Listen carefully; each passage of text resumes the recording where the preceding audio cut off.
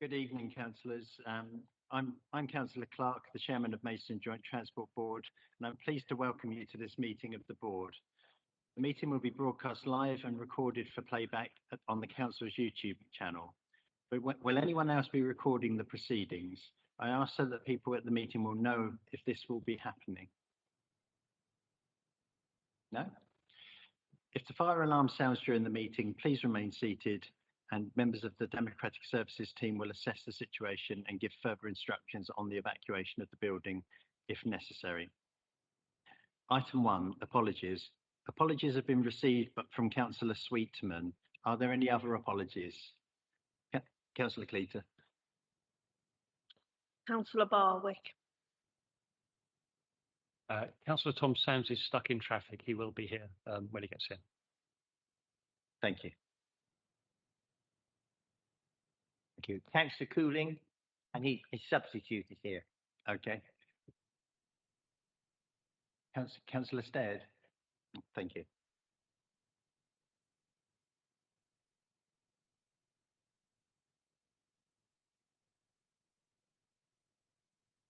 I intend to take item 14, AMPR cameras in the town centre, as an urgent item, as the report was made available after report publication. Is that agreed?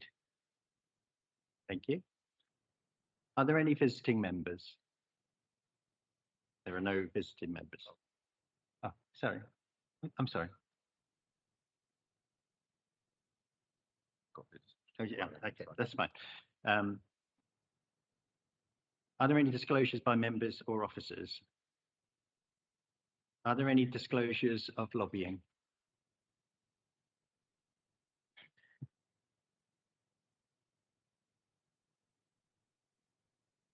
Item 7, to consider whether any item should be taken in private because of the possible disclosure of exempt information. I move that all items be taken in public. Is that agreed? Item 8, minutes of the meeting held on 18th of March 2025, pages 1 to 4. Are there any comments on the accuracy of the minutes? From the chair, I actually do have a couple of comments on the minutes.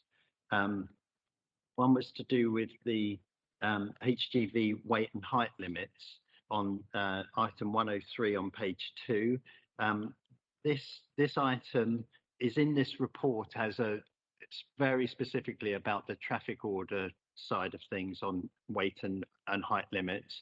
But I think when this was originally brought up as a question from the public, their sort of reason for raising this was to do with roadworks and repeated roadworks and the impact on side roads. So I think we can maybe bring that one in when we talk about that later on in the meeting. Also, there was one other point, which was on page 3, it was resolved that the report was noted. This was to do with the A229 speed camera at Southborough School, and a point was raised. A letter was sent to the traffic manager to confirm why a speed camera could not be installed on the A229 Lewes Road, and the process taken to reach that outcome.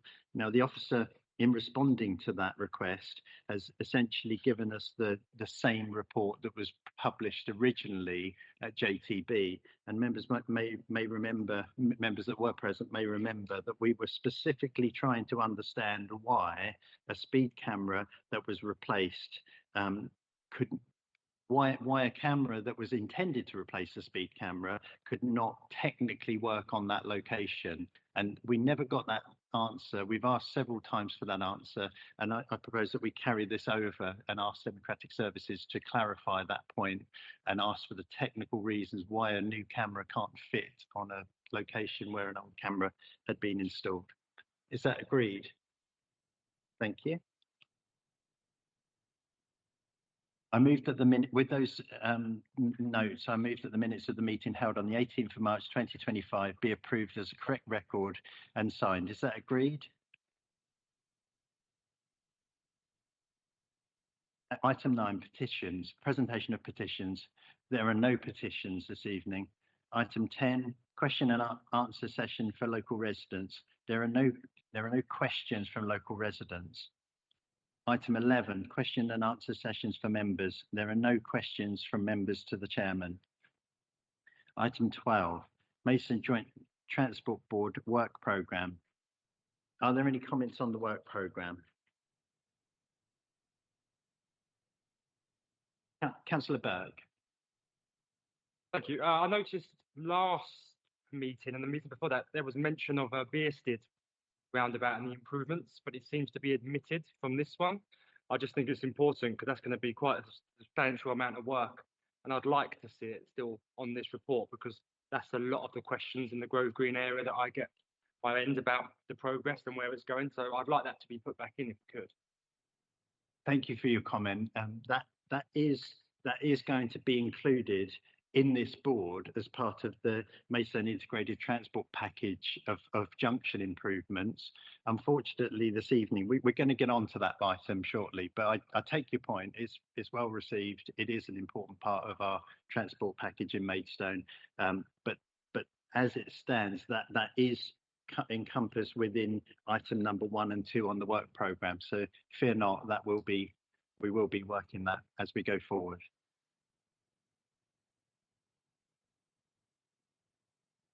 Sorry, Councillor Gleeson. Yeah, thank you very much. I note the work programme, but one in particular, standing item, has a requested resolution by the 13th of January 2021. When we're now in 2025, is there light at the end of the tunnel for any of this work being completed? Or should we just put it on a standing item forever? Your point is well made, and this is a request that we had received we had requested an update, and when we move forward into the work into the actual the items on this evening's agenda, we will come back to that point. But it's well taken. I think many of the board members will know the history, and I'm sure there are many others that have probably looked at webcasts and come up to speed with what's happened in the past. So I take your point. Unfortunately, we weren't able to receive clarity on these first 2 points. So instead of going in and making updates when we had not received an update from officers, it's a standing item, and we will be looking to get that information. But we can talk further to that when that item comes up. If I can just come back, Chair, then when we don't get updates, can we have a reason why reported back to the board, please? Thank you. I will come back to that in the item.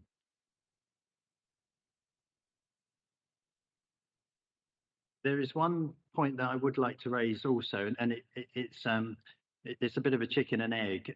Item number 5 on the work programme about ANPR cameras.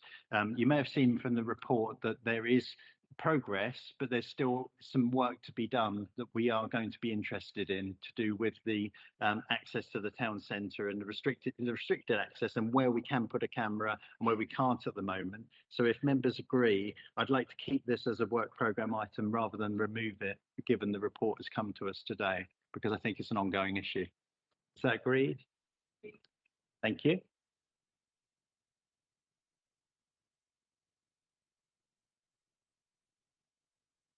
Item 13, Maidstone Integrated Transport Package.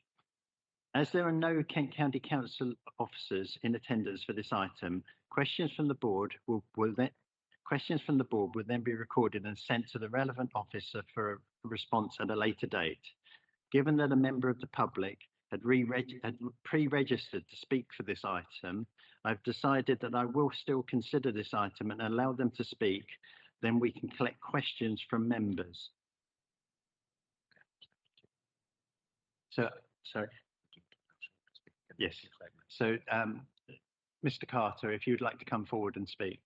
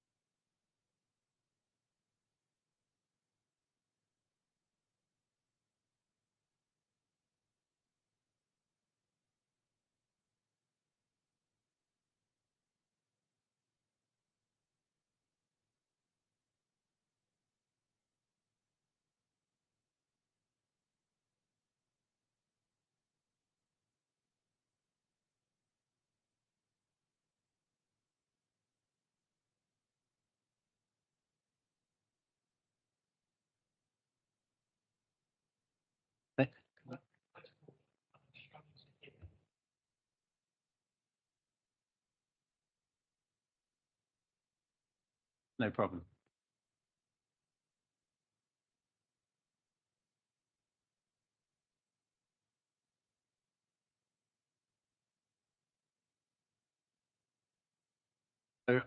So I take a view from the I heard the points that were raised by Mr. Carter. Does anyone feel that they weren't able to hear the points he was raising in that point?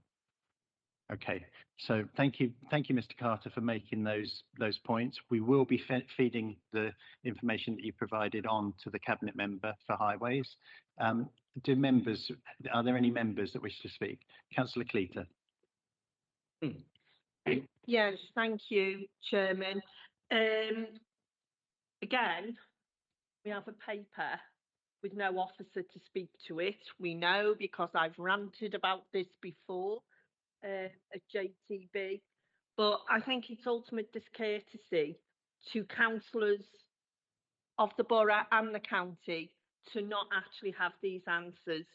It's not a good look.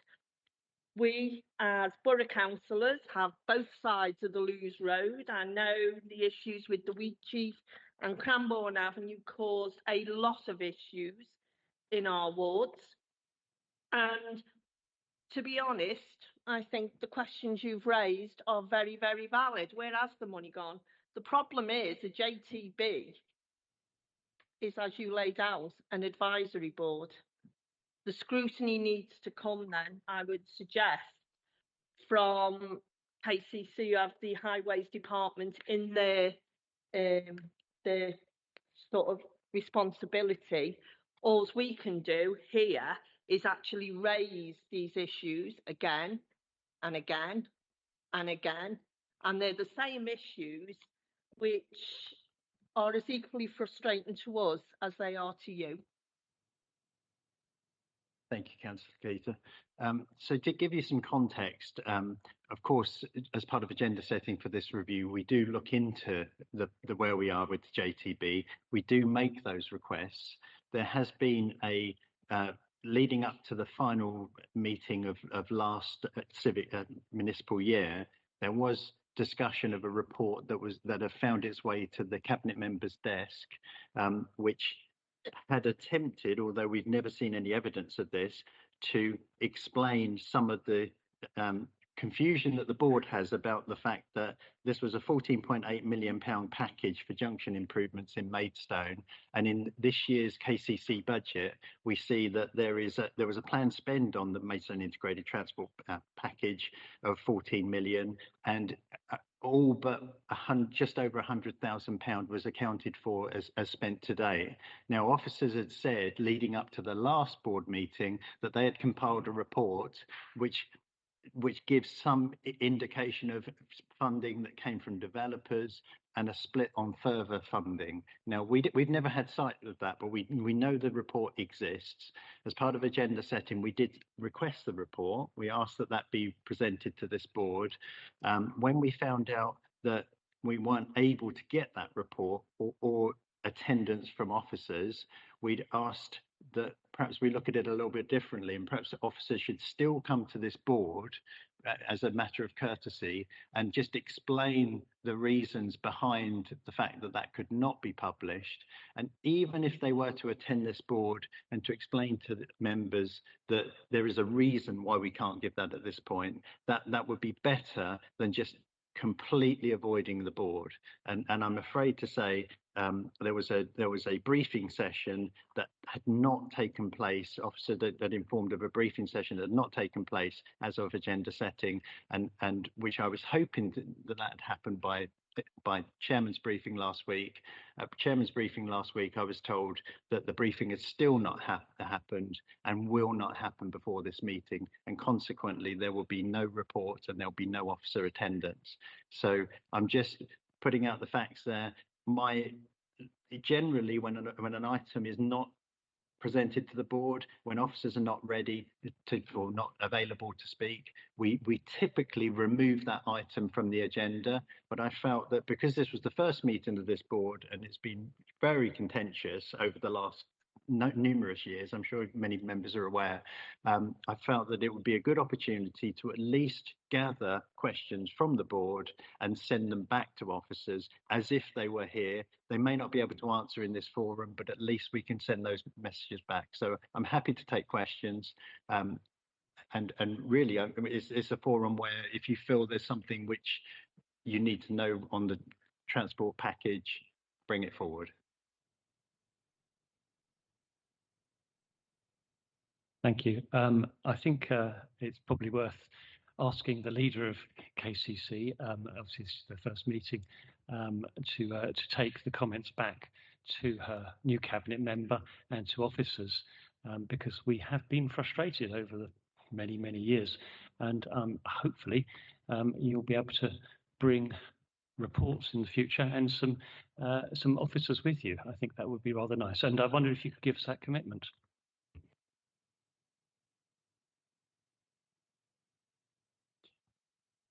As you can see, it's my first time here. I didn't even know how to work the microphone, so forgive me. Thank you very much for your comments. Thank you very much. All taken on board. And of course, I'm very happy to report back. As you know, we have a new cabinet member for highways and transport. I will absolutely take everything back from this meeting, and I'm happy to come back next time fully armed with the information you require. Just an extension on that point, I will just say that when we gained that 14.8 million, and this is going back the best part of 10 years, this board was fully functional. We were working cross-party. We were all working to gain that money. That money came from CELEP, which is the way funding goes through KCC, and from developer contribution. So we really felt that we'd achieved something when we gained 14.8 million, and we've gradually seen a big separation in the way this board works. And I'm really hoping that we can at least work together and bring something forward where we can be more collaborative, and things like officer attendance has been absolutely terrible. It's the first meeting. I think it's good that we're having a chance to air this, but I really do hope that we'll have that respect going forward.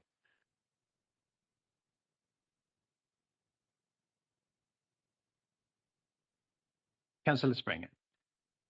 Thank you. I think I'm a long way away. You can't see me. I just wish to make a point, please. When we wrote in May, asking for the information, I appreciate there were elections happening and there was a lot going on, and we got a very brief response back from Simon Jones. But Simon Jones has been in office a long while, as has Tim Reid. They've been there full-time employed ever since May till today. The bit at the end that we asked with regard to the information on monies allocated to schemes, that the board was specifically request how much money was allocated to each scheme, that is fact. That should be written down. It is not beyond the realms of possibility for an officer to have got that bit of our request together in a file so that when the new cabinet member was in place, he could be asked to sign it and respond. You know, it's not purely May to July. That's fact.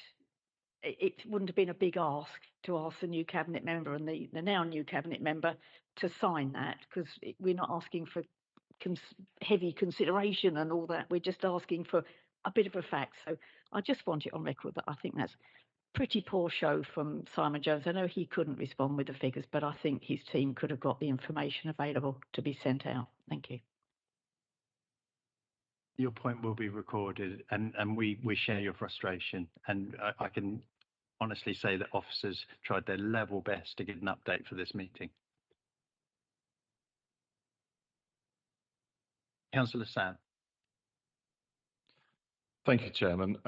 In the absence of a new update, I'd like to specifically address the Bearsted Road and M20 Junction 7 highway improvements.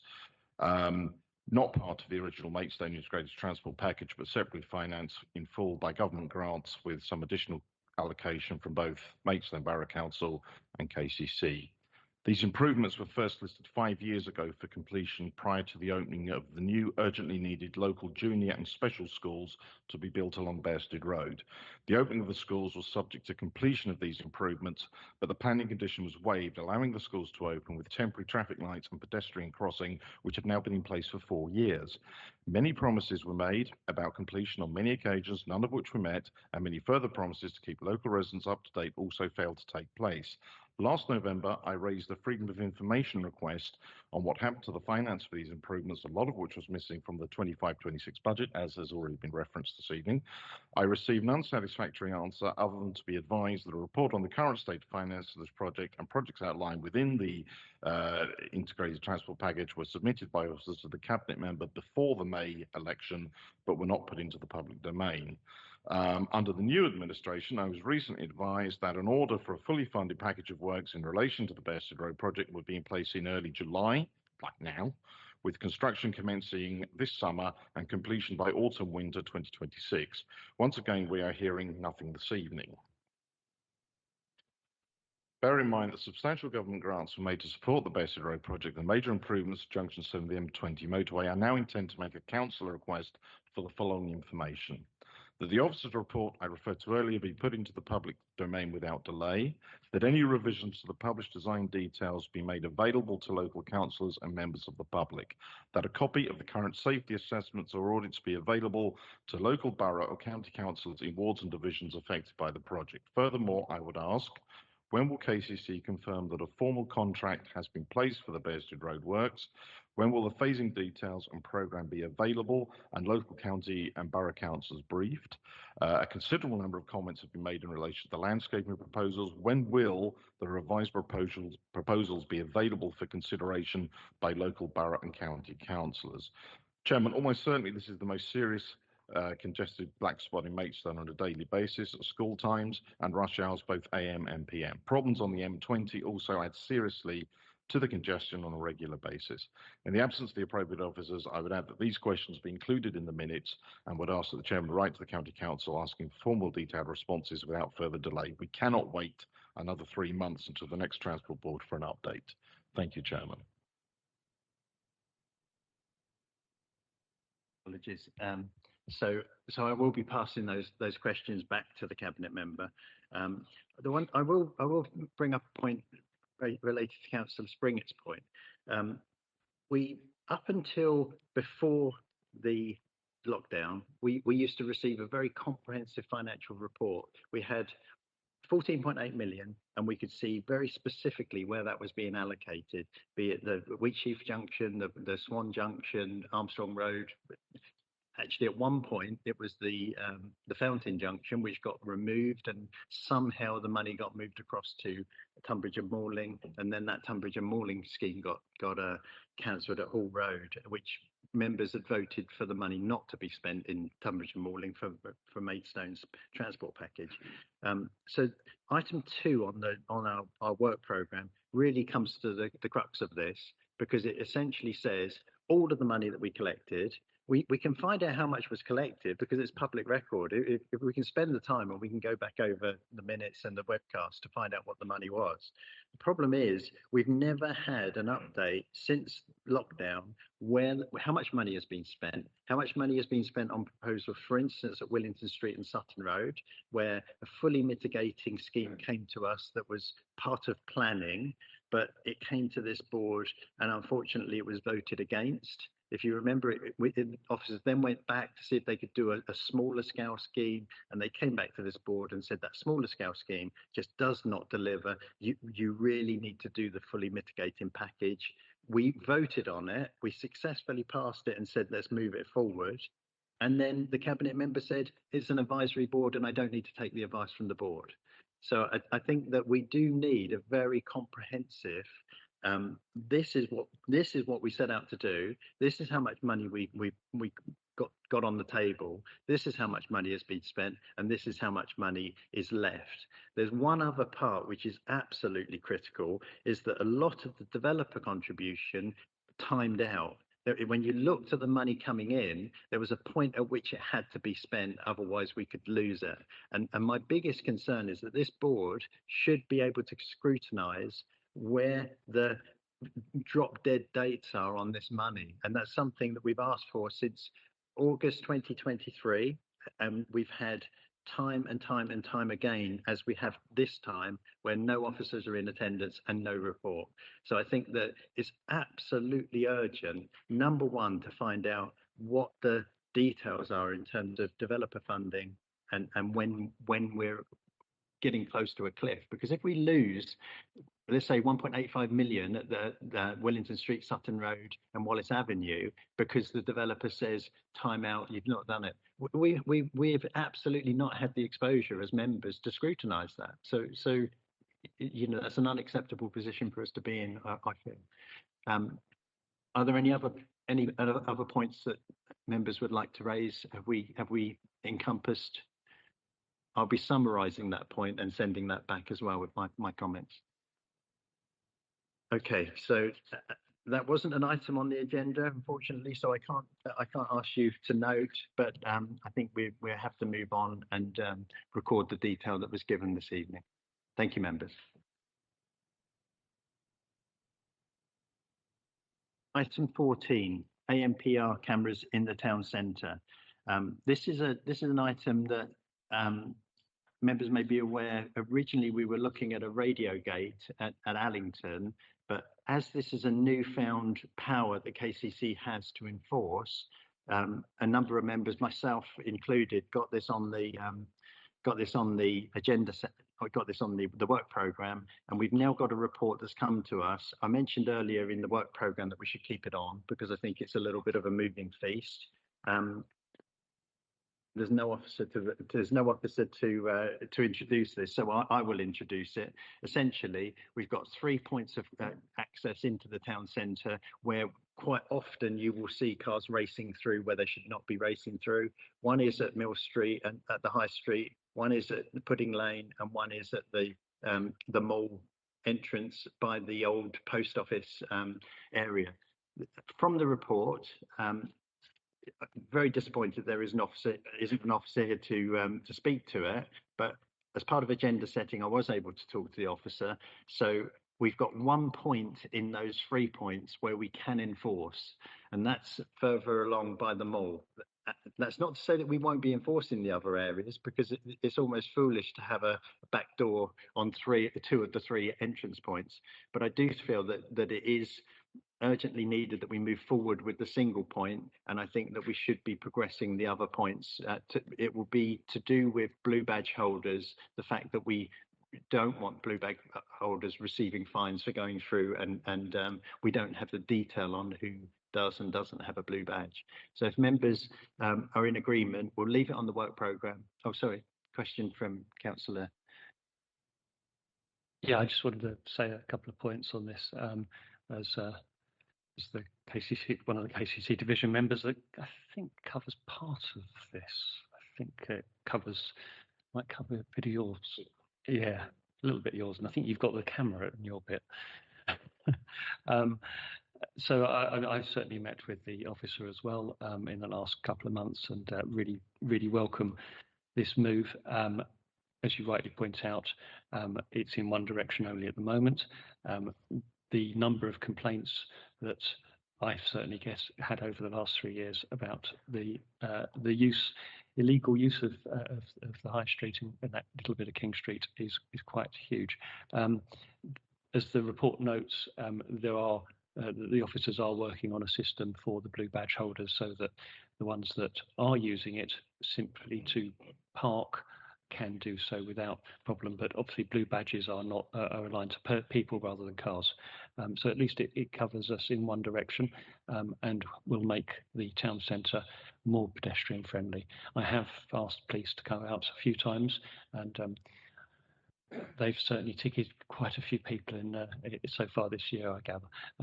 But clearly, it's not. You know, it goes beyond the realm of the police to have somebody out there 24/7 stopping the traffic. And frankly, these car drivers need to obey the rules. Any other points to raise on this? I will. Oh, sorry, Councillor Cleaver. Just moving on from what Councillor Jeffrey was saying, it's not just cars. it's like Donington sometimes with the bikes, the delivery bikes, the electric cycles, the scooters, and everything else that goes along. Last night, I came out of the HCC pack, and there was near a road traffic accident when I was talking, and it wasn't mine and Councillor Millam's fault. It was actually just two guys racing, one pulling out of Pudding Lane, one turning into Pudding Lane, both shouting at each other. Delivery drivers, by the way, that obviously were picking up and dropping off from various fast food shops. But last night was like Donington Park. It was like a racetrack along there. Someone is going to get seriously injured one of these days because there is no observance of the rules at all by certain people, and there will be a serious accident. So the sooner we can get this done, my concern is around the enforcement, because you can have all the cameras up you want, but if no one's going to enforce it, I'm fully taken on board regarding the disabled badges. And again, the blue badges, as you say, are allocated to a person, not to a particular car.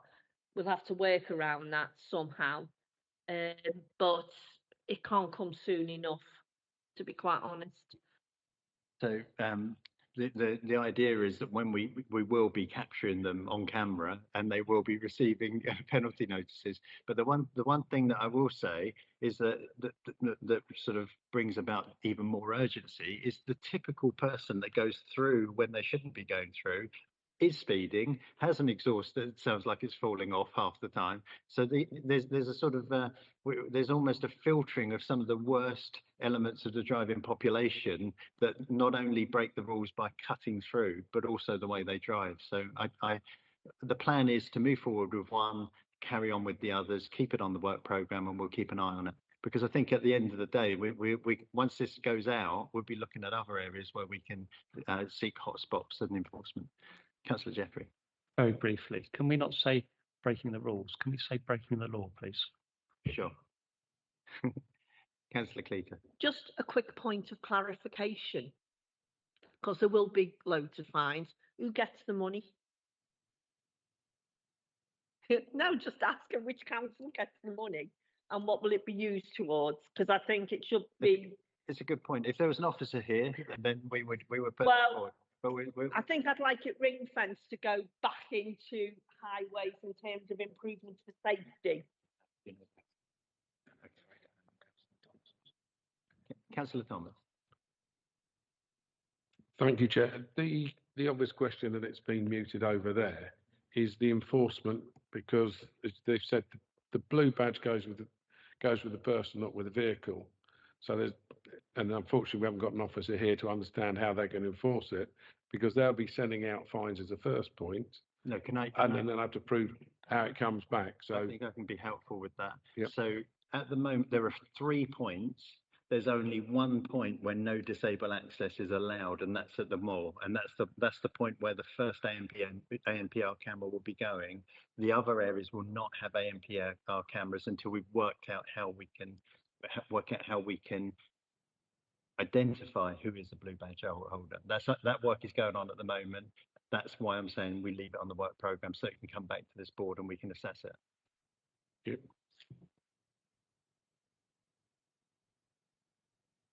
Thank you, Chair. I wanted to raise a point from Councillor Cleater's point. I've nearly been run over by several bikes on the mall crossing last month because they just speed through the red light. Is there any way we can enforce? Because you can put 80 million cameras up there, but bikes don't have registration plates. So how do we intend to enforce cyclists just going straight through red lights? So cyclists, I mean, are you saying cyclists or motorcyclists? I've had motorcycle once, and I had cyclists just going straight through the red. So motorcycles will be enforced at that point. Out of the 4 points into the town which vehicles should not be passing, this is at the old post office by the mall.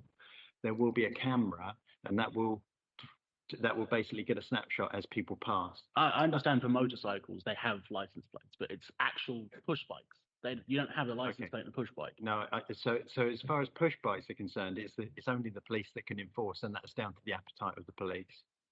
Okay, thank you. Unfortunately, that goes beyond the remit of this board. But at the end of the day, this board does have the option to make it safer in terms of anyone that's got a registered vehicle passing that point. And going forward, our aspiration is to have that throughout the 3 points in the centre of town. Councillor Springer.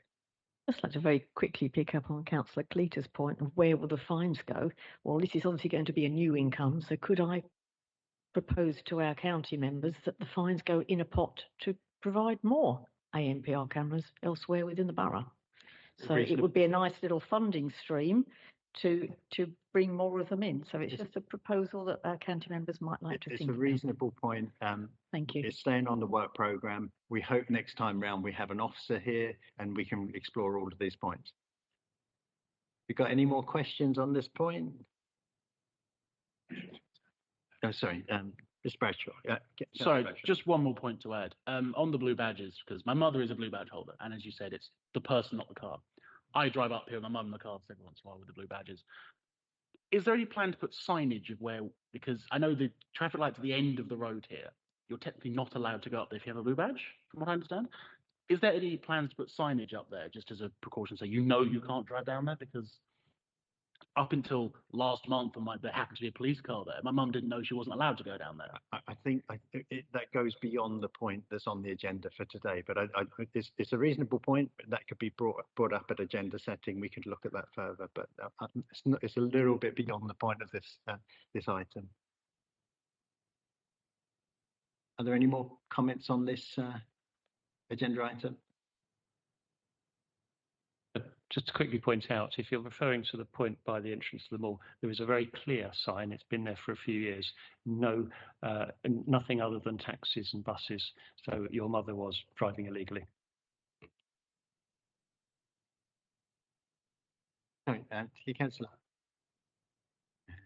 Can we, as a question, ask how much it's going to cost to administer this in terms of giving out the fines, all the administration, everything that goes with this? Again, I think this is part of keeping it on the. I don't think we bottom out this subject. I think that we should welcome the fact that we're moving forward, and there is a point where we know that we can put an enforcement camera, and it won't affect, as you rightly mentioned, Councillor Jeffrey, it won't affect our disabled residents. But there's more to discuss, and perhaps we can do that as part of that discussion, where the money goes and how we go about it. Any more points on this item? I think we've got a rich discussion brewing, but at the end of the day, we've got. So I think everyone that comes to this chamber will, by foot, will see somebody. I saw someone this evening. Every evening that we come along here, we will see somebody, and this is moving in the right direction. So I think we should welcome it. Okay. Item 15, A229 Linton Toulouse review of speed limit. Do we have Paul? This report will be presented by Paul Leary, Planning and Advice Principal Engineer, Team Leader. No visiting members. So Paul, over to you. Good evening, thank you, Chair, and good evening, Board. Can everyone hear me okay?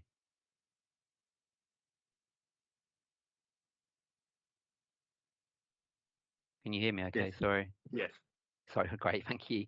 Yeah, so thanks for your time this evening. I don't intend to read the report line for line. I trust that everyone's had a chance to see the contents of it beforehand. I do just want to make a couple of quick points.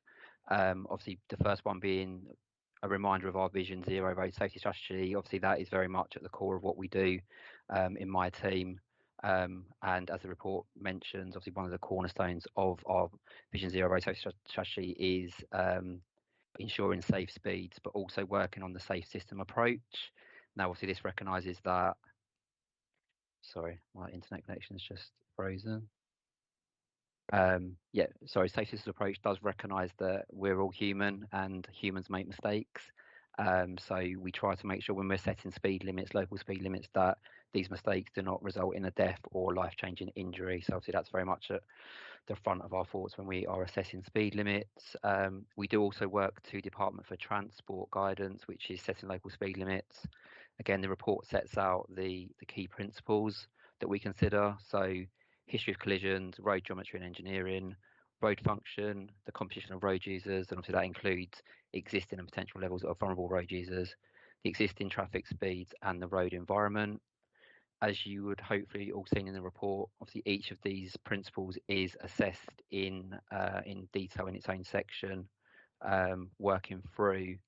And as you'll see at the end of the report, our conclusion is that the existing 49-hour speed limit is the most appropriate, in our professional opinion, for that section of road. So the A229 between Linton and Lewes.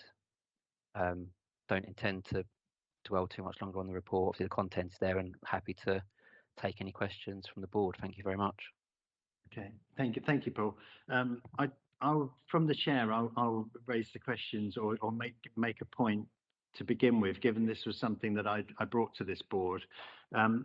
So the reason this came to this board was that from the viaduct in Lewes to the 30-mile limit in Linton, a street letter went out, a non-political street letter, purely asking residents whether they were in favour. This is something that's supported by Lewes Parish and Linton Parish. Of the responses, over 100 I think it was 107 that came in, and over 100 of those wanted this to be reduced to 30 miles an hour. So emphatically in favour, and that was that feedback was reported back to this board. I made an item, a member agenda item request, and that's how this report came about. I do feel that there's some very key points that are missed in this report, and I'd like to just point those out to members. One of the things that came back in the feedback from residents is that they are not allowed to park their car on the road overnight without their lights on, and they would like to. There's enough room along that. There's enough room along that corridor to do so, and if they were to do so, the mean speed would come down. So one of the things that we've got a chicken and an egg situation here, where the mean speeds are high, but the mean speeds are high because we don't have the opportunity to do something to bring the speed down naturally without a level of traffic calming. The second aspect is that Lewes is a dark village, which means that when you drive off of a 40-mile road, in most places, you drive into a side road, the street lights enforce a 30-mile limit because the separation in street lamps changes on side roads. And that doesn't happen in Lewes. So there are no street lights in Lewes when you come off the main roads. So if you're going along this corridor and you turn into McAlpine Crescent or Hanson Drive or Salt Avenue, you're in a 40-mile-hour limit. And Salts Avenue, people say that people do race down there, but there's nothing that can be done about it because they're allowed to do 40 miles an hour in that road. So I think there's some very unique things about this corridor. Secondly, or thirdly, should I say, there's a planning process going on at the moment where there will be a 30-mile limit across Linton Crossroads from Coxheath to Cornwallis School, and that will mean that the lead-in on the A229 to the Linton Crossroads on both directions, there will be a buffer zone to allow you to get to 30 before the lights. And if you look at Linton and you look at where the 30-mile limit is and you look at where that buffer will be, you will literally have this tiny opportunity where you can allow cars to race up to 40 to get to a crossroad which is at capacity. So you're only going to be waiting there. So you can race to that junction as quickly as you like, and then you're just going to be sat there. I'm really disappointed that those 3 points that were raised previously have not been picked up in this report, because I really do think they're key. But the final point that I will raise is the fact that members, when they travel across Kent, must be aware of the schemes that KCC have put in place. If you go to Sevenoaks, the notion here is that corridor is semi-rural, it's not urban. You don't have the houses either side like you would in a section of road that we've put at 30. I would say that from Linton Crossroads down to Harts Crescent, you've got houses both sides. So why wouldn't you extend from the lights when the 30 comes in all the way back for a start?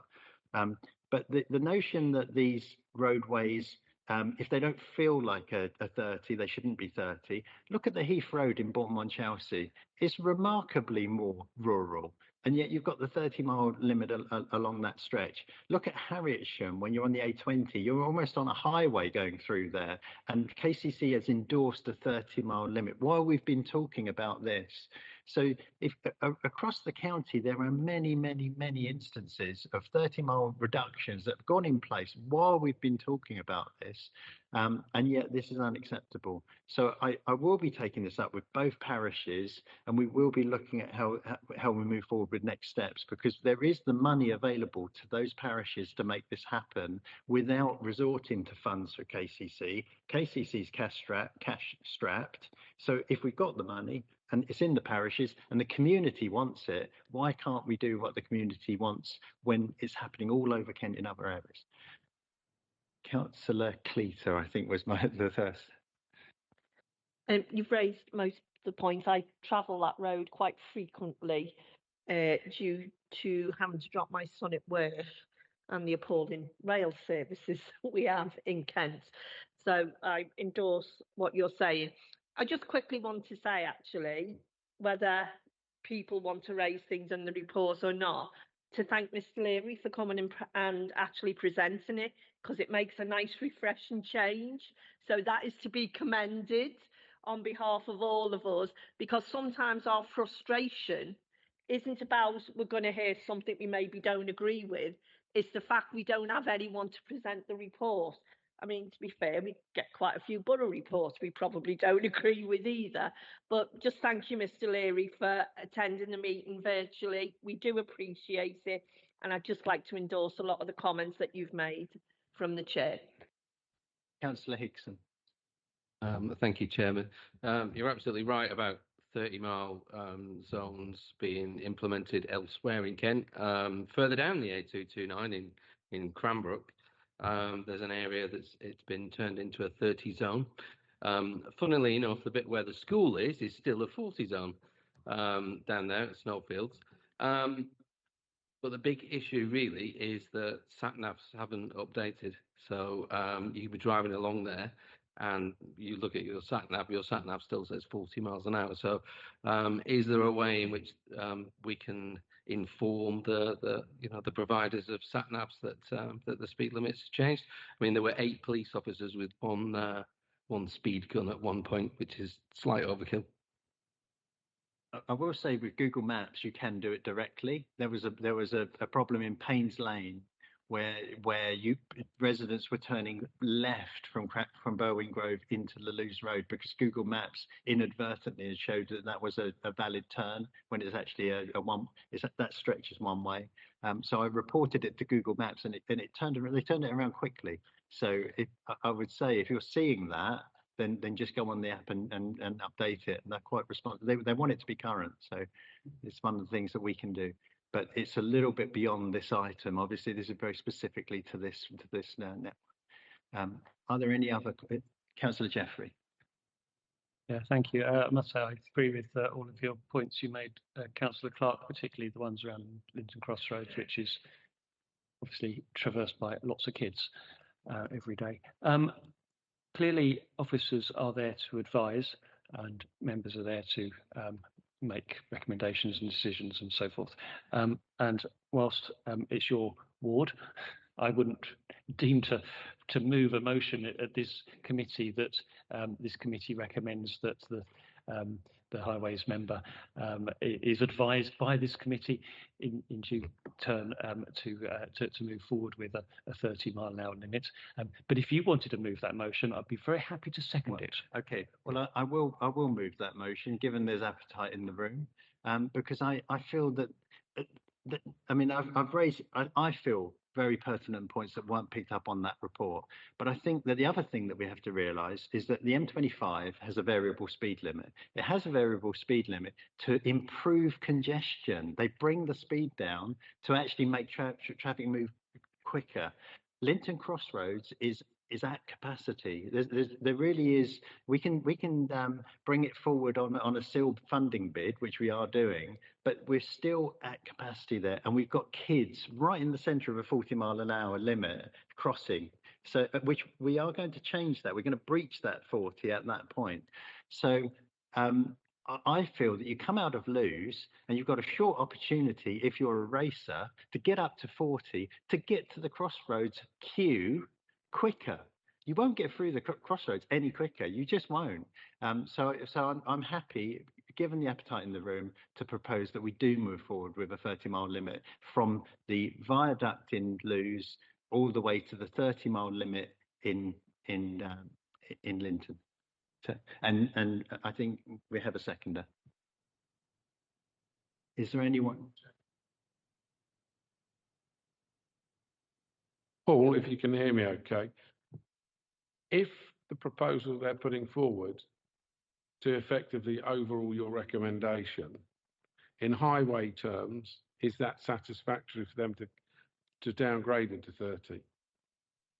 Or is this a motion that we can't follow through? I think sorry, yeah, thank you for that question. I think it's within your gift to put forward a motion which has been seconded. Whether or not that once that motion is received, I mean, our professional opinion as highway engineers is clear in the report. If I can have a few seconds just to come back on some of the points raised by the chair. Two of the examples that you raised, so Harrietsham, A20, we had to put in average speed cameras because we didn't get the compliance. Those cameras have now moved on elsewhere. So that's an example of a speed limit that did go in, it was reduced, we didn't get the compliance. Autumn on Chelsea, correct, is another example of a 30 mile an hour. Again, we have local concerns from the parish that the speed limit is not being kept to. So it's just really trying to be clear that a reduced speed limit does not automatically guarantee reduced speeds. It would make our life and job a lot easier if it did. We have to make the speed limit self-enforcing as best we can and self-explaining. We try and be consistent. Yes, there will be examples across the county, across the borough. We have to take each site on its own merit. So just because a speed limit went in around the corner does not automatically guarantee that a similar speed limit will go in another request. The 30 mile an hour at Linton, I understand, is as a result of development. So we've got the doctor's surgery that's gone in, and I think there's also future development planned. So there will very much be a change of environment. People will understand why they're being expected to do 30 miles an hour. This report is written assessing the current environment and the current information and evidence that we have at this moment in time. That's not to say that it cannot be revisited in future, but obviously our assessment at this current time is based on those factors that are outlined in the report, that 40 mile an hour is the most appropriate at this current time. Thank you, Paul. Thank you. Councillor Spring. Thank you, Paul. I'd like to echo Councillor Cleater and say thank you for attending the meeting. We know each other well, and you've supported us superbly in an issue in Bairstow recently. You just mentioned a really interesting thing, self-enforcing. Could you feed back to your colleague, whose name escapes me, that is working on the change the speed limit between Junction 8 and Majors Lake on the A20? The parish council asked several years ago for the de-restricted speed to come down to 50, and we were told, no, it doesn't meet the requirements, you can't have 50. Then a load of speed surveys were done, which actually perfectly supported 50. The 85th percentile was 48. The actual speed on that road that I drive comfortably is about 47. And it would be self-enforcing at 50. And KCC have decided to shut their eyes to the telematics data and make it 40. So my plea is consistency is so important, because then people understand things. So when we're told that we want something to be self-enforcing, and when the 85th percentile shows 48, we'll make it 50, that's great. Don't then turn around and make it 40, which you're about to do on the A20 when you're telling our colleagues in Luce, well, no, we can't do that because it won't be self-enforcing, because the average 85th percentile supports 40. So could you kindly feedback? I'm not having a go at you, Paul. You know me well. Just feedback a bit of consistency, please. And would they like to rethink 50 on the 820? I know it's crazy to ask for a high limit, but you just will not get the compliance with 40. So thank you. that might be an item for environment and transport at KCC perhaps. Thank you. I will just to sorry, just to clarify, I've, as you may imagine, I've spoken with Paul on many occasions leading up to this. So I very much appreciate Paul's attendance on not just this, but the agenda setting, the chairman's briefing, and in between. So I echo those points raised by Councillor Cleater. I do want to come back before we go to the vote, because the officer raises some really good points about in the current circumstances. And I think that is really the key part of this A229 corridor. If you go along Bolton on Chelsea, no one is going to, on the Heath Road, no one is going to park outside of their house. If you go along this stretch and you bring it down to 30, people will park. And they can't do it at the moment. There are literally people. I mean, it's one of the things that I didn't even realise there was so much appetite for parking on the road. But they say, you know, if we have guests over, it looks like any other road where you could park out the front, but we can't do that without the lights on.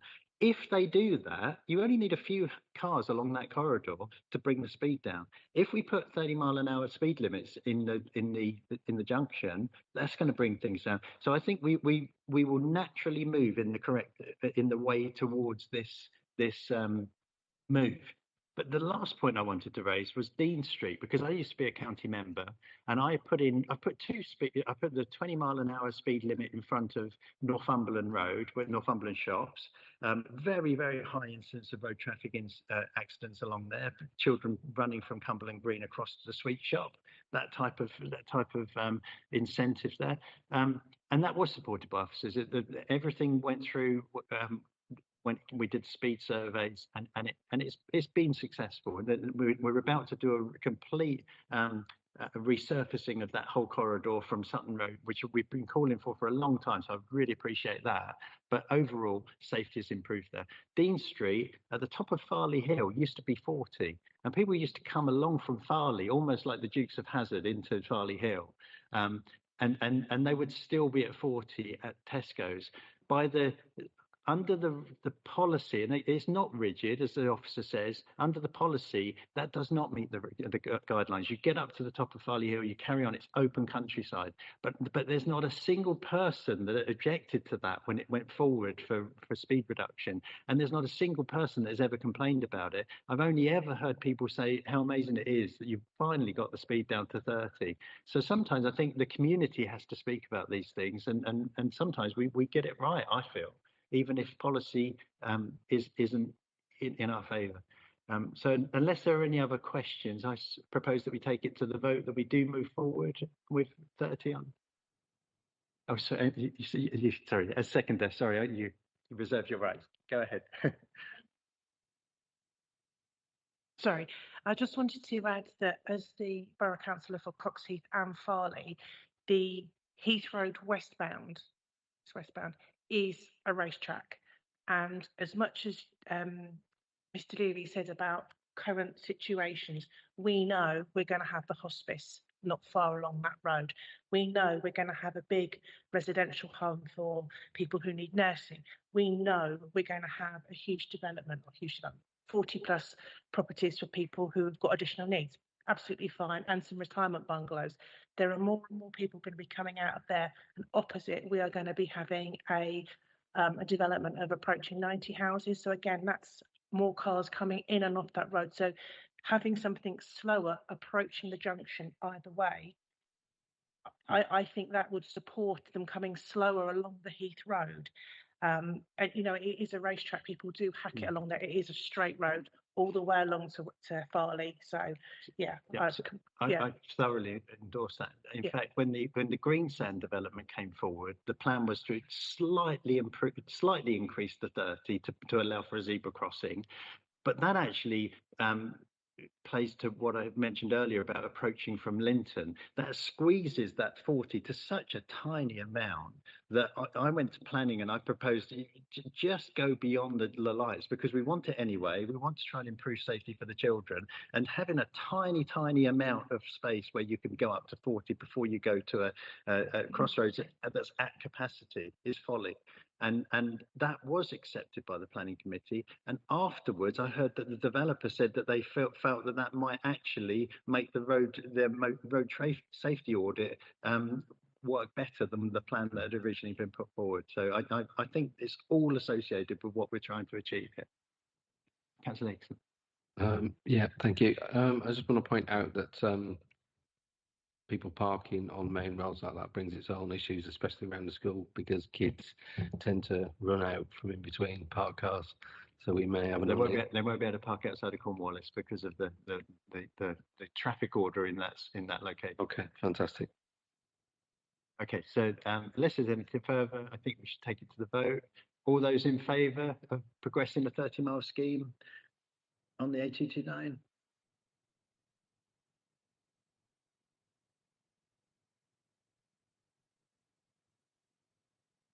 All those against? All those that are undecided?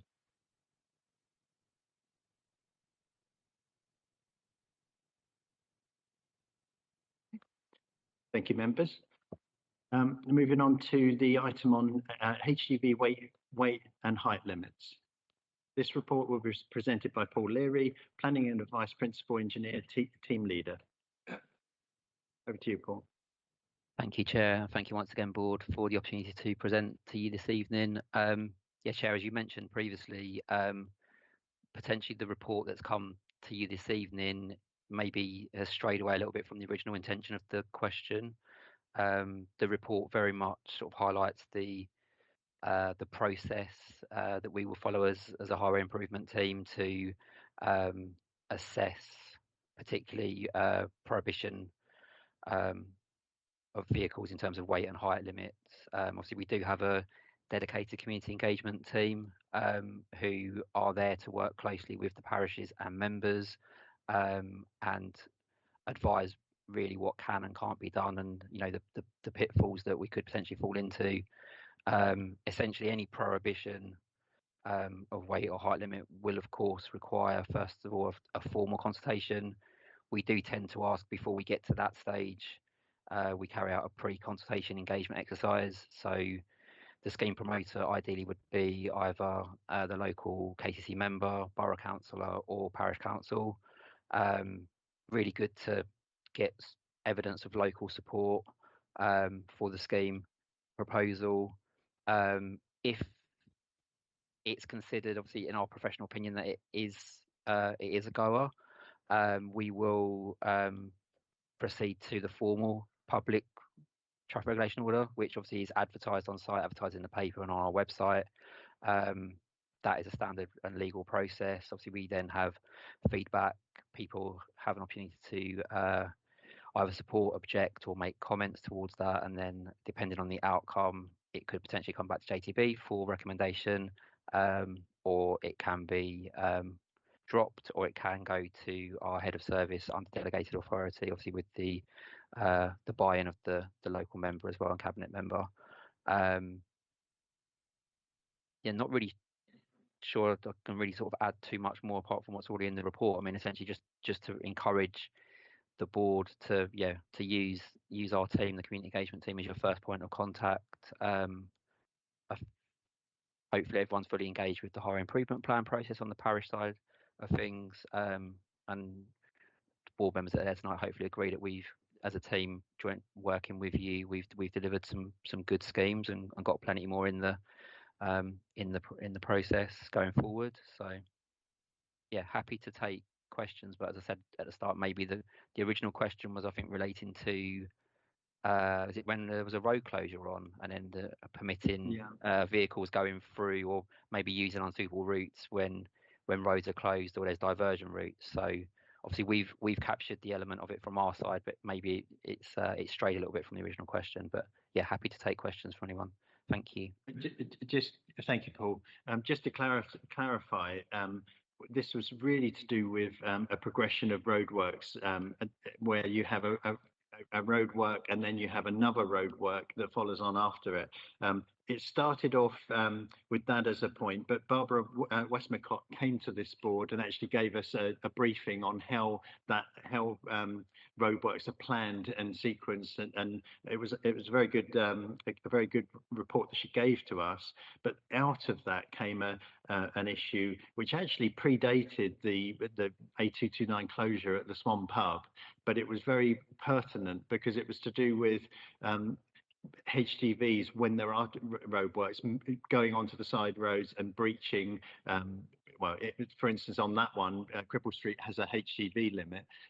Historically, it only had one at Strawmill Hill and Stockett Lane, and it did not have one at Cripple Street. So you had this sort of traffic order that had a complete breach on one of its limbs, which we got in place. But whenever there's any junction works, we tend to get a lot of cars going down Cripple Street. When the A229 closed, we had a real problem because coming from the Linton Junction downwards, there were signs that said road ahead closed, and HGV after HGV after HGV went down and ended up getting caught in Cripple Street. I think the sort of the spirit of this question that came out of after Barbara Westmacott gave her briefing was to do with what can we do to stop that from happening. And the one thing that I would say about the A229 closure is that we asked to have the signage checked for conformity when we were seeing lots and lots of breaches, and we were told that did meet, that was conforming to KCC standards. However, over the next number of weeks, we worked with officers to get, instead of saying road closed ahead, signs that actually said, this is unsuitable for HGVs, no access to. And we ended up at the Linton Crossroads with 3 signs in the end that massively made an improvement over the road ahead closed sign. And I just wondered if we can sort of learn lessons from that and improve the process over what we have as a conforming a rollout of something that's conforming but just not suitable, really. Councillor Cleater, we'll come back to that point. Yeah, thank you. One of the issues, and I did email the corporate director and Haruna as well around this, is those particular roadworks, fully understood it was an emergency. That's not the issue. However, planned roadworks were allowed to go ahead on the alternative routes, which meant it was absolute chaos. Now, I fully understand an emergency has to be dealt with, and I fully understand that it seems to be utility companies can do what they actually like.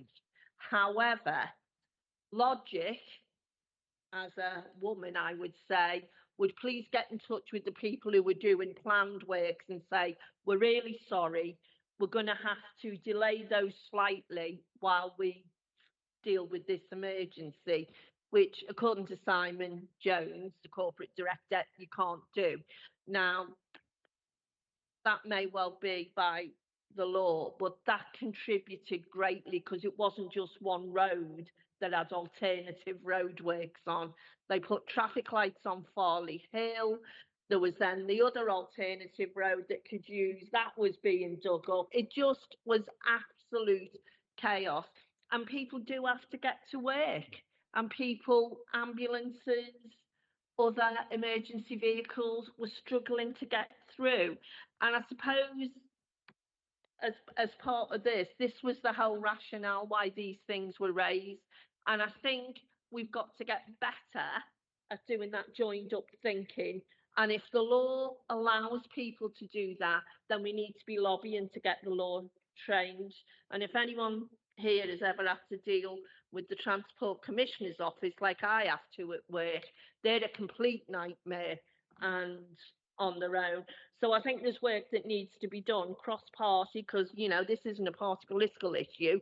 This is about what's making it best for residents to actually resolve some of these issues, because that particular road closure for an emergency was absolutely needed. Totally agree with that.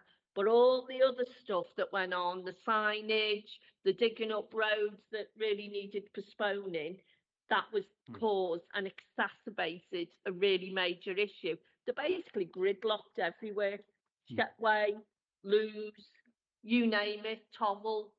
Everyone was gridlocked. You couldn't get anywhere. People were taking 2 hours to try and get the kids and pick them up from school. And more importantly, because Paul will know, those of us who were standing in elections couldn't get round to leaflet. But I'm sure that's not a problem the Director of Highways is really worried about. But I think it just showed the issues that were going on. So some joined up thinking would be lovely. Actually, Thank you. the points you raise, very pertinent. In fact, I was going to raise them, but I missed the point.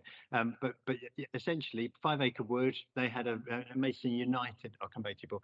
They had a Maidstone United event going on, and I believe it was KCC that was doing some relining or resurfacing in up at Borton Lane that prevented that from happening. Dean Street, there was a targeted lining that was going on, and even Cave Hill, there was some lining. All individually, apart from Cave Hill, we were able to move those out. So it clearly could be done if it's within KCC's control. But I think that there is definitely scope here for us to improve that process overall. Maybe it involves the officer in charge just to look for the next 2 weeks what's going on in the diversion routes.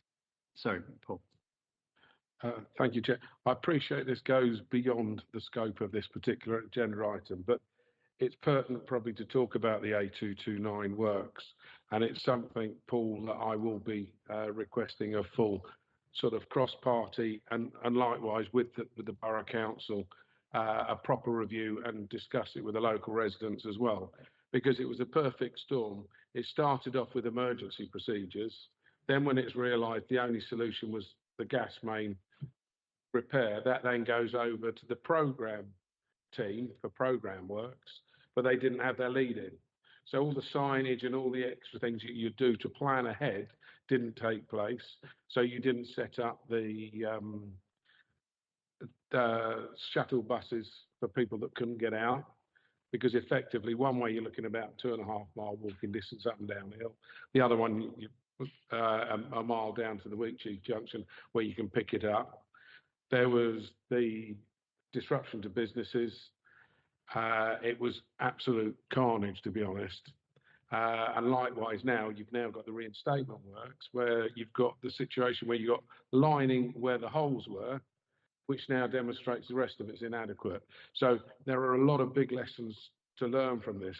So with the support of the JTB, I'd like to push this through with the county to set up a proper review, because we're going to find right across the borough, if not across the county, where you've got failing infrastructure under the roads on primary routes with no alternative routes for it to go, where you haven't got the proper signage ahead of turning left, because when you turn left into Cripple Street to start off with, you think it's big enough to take the HGVs. It's only when you get to the point where there's no HGVs, you've got a problem and you can't turn. So there are a significant number of things that I would like to pick up from this, bearing in mind this is a strategic board, that we can then identify these to roll out across the borough and the county, and identify the issues that we need to shove up to government and say, you've got to change the emergency legislation so we can then dictate how you plan for these events. Otherwise, it is lockdown for 6 weeks. People were effectively locked in their houses. Thank you, Chair. Councillor Hickson. Thank you, Chairman. Sort of coming back to the weight limits and signage as well, we do have a lot of sort of single track and not very wide roads that have big blue information signs saying unsuitable for large good vehicles or heavy good vehicles. But you go down there and there is a HGV coming the other way and everything's blocked. So maybe we should have something a bit stronger, which indicates it's not allowed to have HGVs going down those roads, rather than a sort of big blue polite sign. I mean, in that instance, KCC relatively recently, at our request, had put advanced signage from the Lewes Road. When my original traffic order went in Cripple Street, at the time, for some reason, officers did not support advanced signage on the Lewes Road. That was something that I asked for, and it was only in Cripple Street. But subsequently, we raised the fact that there was no signage, and we were able to put that in place. So there is a lot of people said there's nothing on the Lewes Road saying you shouldn't turn around in Cripple Street. But if you look, it is there. And if you're a lorry driver, you really should be looking. But I think that I think there's a longer term plan, but I think there's some quick wins. I think we can put this at the moment. This is on the work item as weight limits, but I think that perhaps we do need to keep this on the work item as lessons learned, because there's a number of things like an officer reviewing the diversion routes for the next 2 weeks or the duration of a closure and making sure there aren't any other planned closures. That's something that just doesn't seem to be part of the process at the moment. And I'd say that that's low-hanging fruit that we can put in place. So if members agree, I feel that we should leave this on the work program, change it to lessons learned during that. We can say lessons learned during A229 road closure, because at the end of the day, that is systematic of all the problems we face when we get this sort of closure. If members agree, is that agreed? So. Thank you, Chair. I just wanted to add that I really, gosh, the words have gone. Welcome what Councillor Thomas said about looking at what happens, using this as for what happens and advising what we do in future. Because it was with the weights as well. Some of the, when we had all those roads closed, some of the diversions were over these small medieval bridges that aren't to take those. What I would say, and to thank you for Paul to take back to his team, was, I won't say their surnames, but Jake and Andy, whenever I contacted them about the road closures and what are we doing, how are we going to do this, they were superb, and they got back to me literally. They came back within the hour. They in half an hour sometimes. They were really, really good. My only thing I would add is, with the emergency works, which obviously override what KCC do, we all understand that.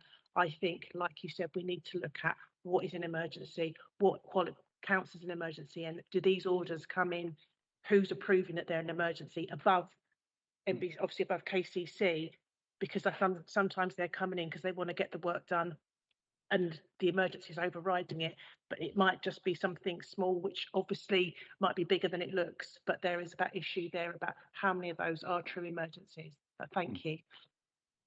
It was Andy Rocket, and he was superb. He was very responsive. So kudos to Andrew Rocket. Okay, members. Oh, sorry, Paul. Would you like to come back? Yeah, briefly. Thank you. Great. Thank you for the comments, particularly about our streetworks team. It's really nice to hear. Yeah, I can only assure you, obviously speaking on their behalf, that they do their very best in a very difficult job at times, trying to manage and coordinate multiple works requests. And yeah, as we said tonight, sometimes when an emergency comes in, they have to obviously rearrange the best laid plans. Again, we've mentioned it tonight. Human nature, we can put signs out and give an official diversion route. Often people will sometimes know better and follow sat nav. So yeah, that is obviously a problem. It's not unique just to us, but yeah, obviously we hopefully respond when we can in terms of putting additional information signs out. If there are routes that we know are being inundated and not suitable, then we will try our best to put extra signing out. Just wanted to make a final point as well about the blue signs tend to be advisory only. So yeah, we'll do our best, but obviously a lot of the lanes and the roads and streets that we're asked to put these signs on will still need deliveries. For example, people won't necessarily have they need oil delivering, washing machines, etc. So most traffic regulation orders will have an exemption for access. So most HGVs that are out there, not all, but most will be there legitimately. Obviously, we do try and help with positive lorry signing as well. Sometimes we're very good at telling lorries where they can't go. Sometimes it's good to tell them where they should go instead with the positive signing. So yeah, just wanted to make those extra points. Thank you. Thank you, Paul. So members, we've had the debate. I've suggested that we put this back onto the work item going forward. Is that agreed? Thank you. So Rebecca. Is Rebecca on the call? Yes, okay. So Rebecca Bailey, Highways Manager, is in attendance should any members have any questions. Are there any questions on the Highways Works programme? Councillor Jeffries. Yeah, just a couple of questions. I've been raising the flood, so under section B, page 17, drainage, I've been raising the Broadway town centre flooding with highways teams a few times recently, but it doesn't seem to appear on the list. So I was wondering if Becky could take that back and just to check where we're up to with that. It was particularly bad whenever that storm hit a couple of days ago. The other thing is on page 24, externally funded schemes. I'm really pleased to see the Buckland Road, Buckland Hill 20-mile-hour roundels. I was expecting also to see resurfacing of Buckland Hill because I'd hate the roundels to be painted on to the lack of surface that is there at the moment. And I'm aware that I've been told that it's due to be resurfaced, but I can't see it on the list. So again, perhaps Becky, if you could just confirm that, that would be helpful. Rebecca? Yes, I will take those questions back and check with the teams, and then I'll provide an update. Okay, thank you. Councillor Cleaver. Hi, Rebecca, and thank you for being so patient. I know this is always the last item on the agenda, and it must be equally galling when no one has any questions. But I have really good news about Northumberland Road. Really great that West Park Road got done. Really great that South Park Road got done. But we've got that bit in between, which is Kent Avenue and the other bit of Cumberland. So my plea is at some point, because it'll all look lovely then, and you won't be getting jarred when you're on the bus with the various potholes and that, if at some point we could get the Cumberland Avenue and Kent Avenue to be resurfaced, and then Shetway would look lovely. Yeah, good point. Councillor Springer.